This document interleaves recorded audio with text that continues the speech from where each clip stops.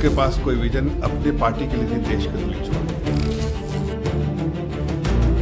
कांग्रेस नेता और लोकसभा में विपक्ष के नेता राहुल गांधी ने एक बार फिर अपनी विदेश यात्रा के दौरान बीजेपी और आरएसएस पर हमला बोलने के साथ ही भारत की चुनाव प्रक्रिया पर सवाल उठाए हैं। उन्होंने अपने आरोप को दोहराया है कि बीजेपी देश के संस्थानों पर कब्जा कर रही है। राहुल 17 से 19 दिसंबर तक जर्मनी दौरे पर पहुंचे थे। इस दौरान 18 दिसंबर को उन्होंने बर्लिन स्थित हर्टी स्कूल में छात्रों को संबोधित किया था।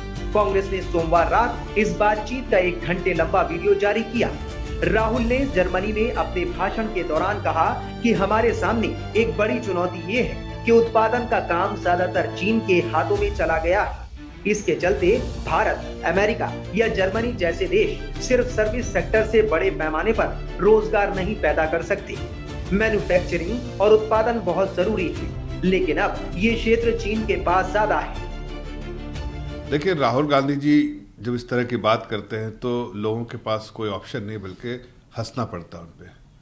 उनके पास कोई विजन अपने पार्टी के लिए नहीं, देश के लिए छोड़िए। आज पार्टी का क्या हाल हो रहा है।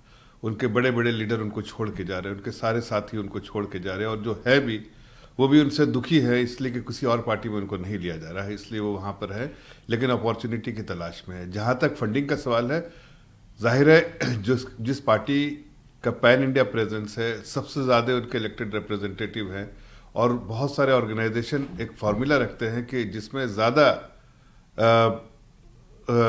नंबर ऑफ इलेक्टेड रिप्रेजेंटेटिव है उनको ज़्यादा उनके फार्मूले के हिसाब से मिलता है। तो इसमें क्या गलत है भाई? आपकी पार्टी जब थी सरकार में तो आपको भी ज़्यादा मिलता था, ऐसी कौन सी बात है? और जहाँ तक चीन का सवाल है और इस तरह की बातें कहते हैं तो उससे समझ में आता है कि इनकी समझदारी बहुत कम है।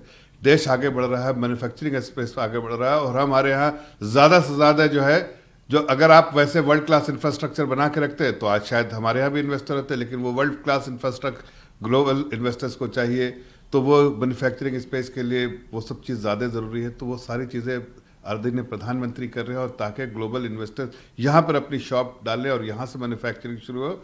और नौकरी के सवाल है, जहाँ तक राहुल गांधी जी, जितनी नौकरियाँ पिछले 11 साल में पैदा हुई हैं, हमने जो नौकरियां क्रिएट की हैं, शायद आपने इसको ठीक से मुताला नहीं किया है। आज जो अनएम्प्लॉयमेंट रेट सबसे कम है, देश के बाहर जाके इस तरह से देश को बदनाम करने का उन्होंने ठेका लेकर रखा है।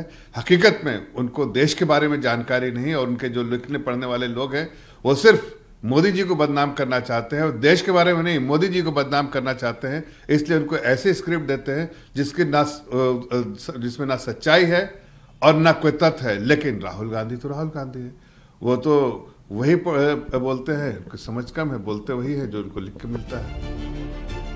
वहीं कांग्रेस सांसद इमरान मसूद ने सरकार पर हमला बोलते हुए राहुल गांधी का बचाव किया है। राहुल गांधी की तरफ से एक बड़ी बात बोली गई। उन्होंने बोला कि हम लोग अपना प्रोडक्शन लगातार जो है उसको इम्पैक्ट कर रहे हैं, क्योंकि चाइना को पूरा प्रोडक्शन दे दिया, जिसकी वजह से हम जॉब्स नहीं दे पा रहे हैं। बीजेपी उसमें हमलावर होती हुई नजर आ रही है। कह रहे हैं कि जब भी अब्रॉड जाते हैं, फॉरेन सॉइल पर हमारे देश को बदनाम करने की कोशिश करते हैं। किस तरीके से? ये कौन सी दुनिया की पाषाण के जमाने के लोग हैं क्या ये, कि फॉरेन की धरती पर कर दिया? आज जो आप यहाँ बोलते हो ना, पूरी दुनिया देखती है, पूरी दुनिया सुनती है। आपने देश बर्बाद कर दिया, उस पर बात नहीं करोगे। आपने पूरा का पूरा जो राहुल जी ने बोला है, प्रोडक्शन खत्म होगा। आपने कंज्यूमर बेस्ड इकोनॉमी कर दी अपनी पूरी। हम सिर्फ उपभोक्ता बन करके रह गए।